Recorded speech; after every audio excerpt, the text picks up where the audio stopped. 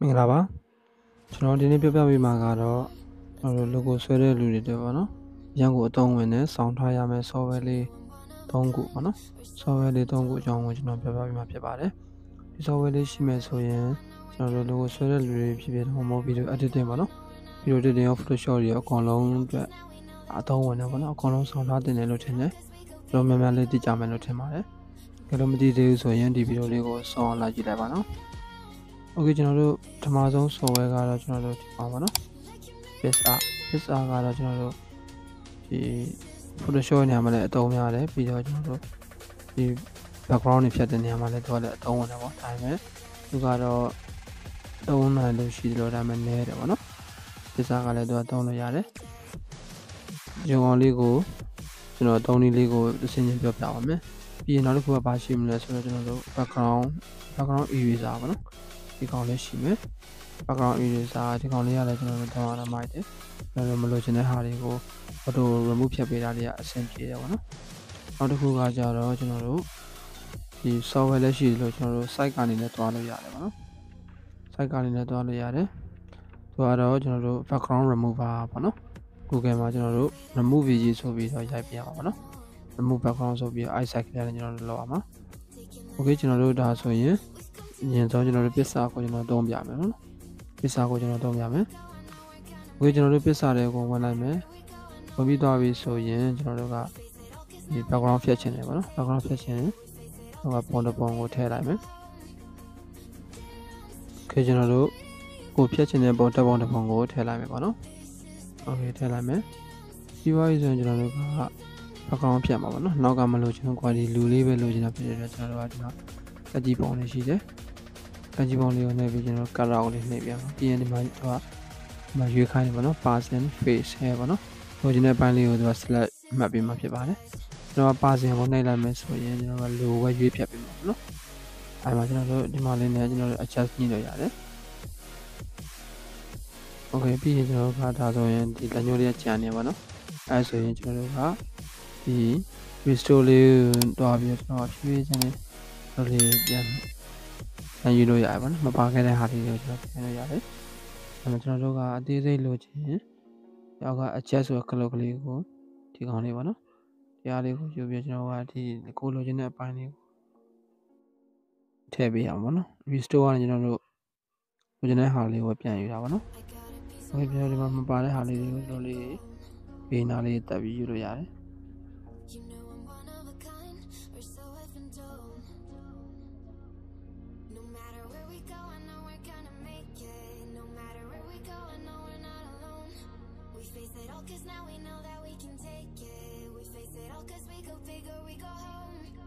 โอเคကျွန်တော်တို့ဒါဆိုရင်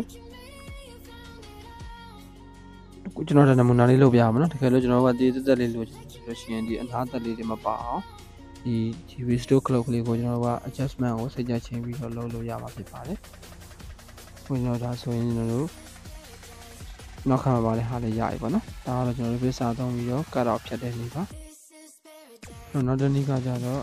ကျွန်တော်တို့ background remove ပါပေါ့နော်ခုနပုံလေးကိုပဲကျွန်တော်ဖြတ်ပြပါမယ် background remover ဒီ software လေးကို Play Store ကနေကျွန်တော်လွယ်တကူပဲထောင်းလို့ရပါတယ် Play Store မှာရှိရပါတော့ background remover ဆိုပြီးတော့ Play Store မှာထောင်းလိုက် If you like this video, please like.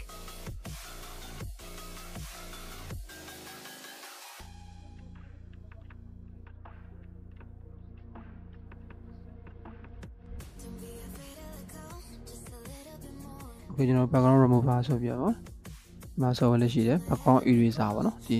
software လေးပါဒီ software လေးနော်ဒီ software လေးဖြစ်ပါတယ်ပုံစံတူတွေလည်းရှိရပါနော် background eraser remover မဟုတ် eraser နော် eraser လေးကိုကျွန်တော်တို့ထောင်းလိုက်မယ်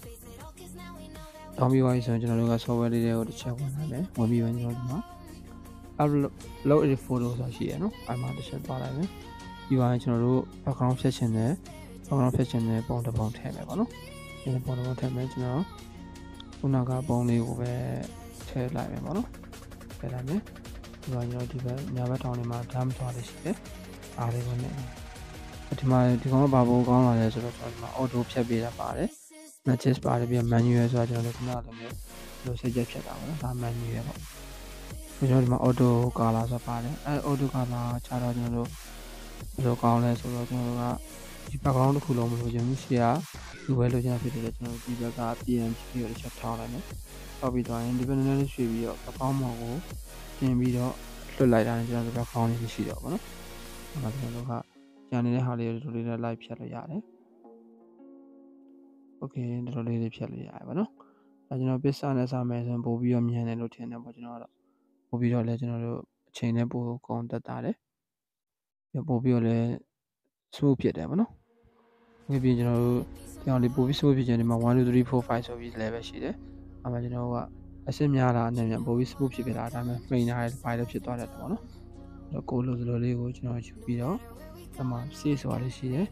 ပြီးရင်ကျွန်တော်ဒီဘက်မှာ finish ဆိုတာနှိပ်လိုက်ရင်ကျွန်တော်တို့ရပြီပေါ့နော် finish ဆိုတာနှိပ်လိုက်လို့ရှိရင်ကျွန်တော်တို့ဒါဆိုရင် background မပါတဲ့ပုံလေးတစ်ပုံရပြီပေါ့နော်ဒါကတော့ background eraser နဲ့ဖြတ်တဲ့နည်းလေးပါ okay ကျွန်တော်နောက်ဆုံးပြပြမယ့်နည်းလေးကကြတော့ဒီ software လည်းရှိရပါတော့ software လည်းရှိတယ်ကျွန်တော်ကတော့ software သိမ့်မတော့ဘူးဒီ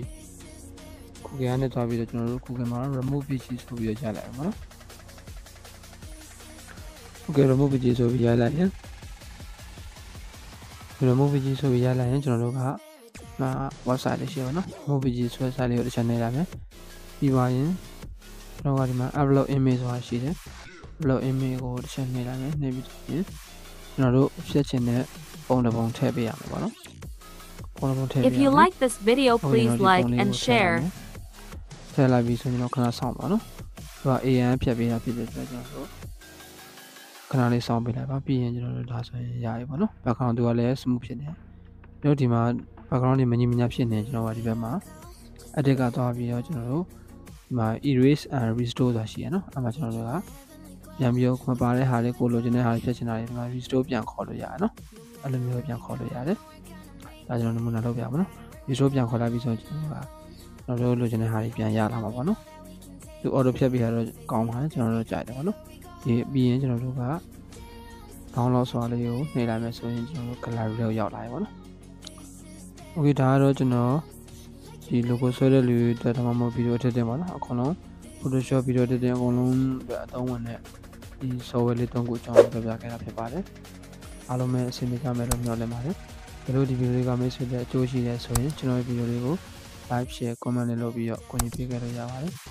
YouTube ရဲ့အတွက်အားလုံးကျေးဇူးတင်ပါတယ်ခင်ဗျာ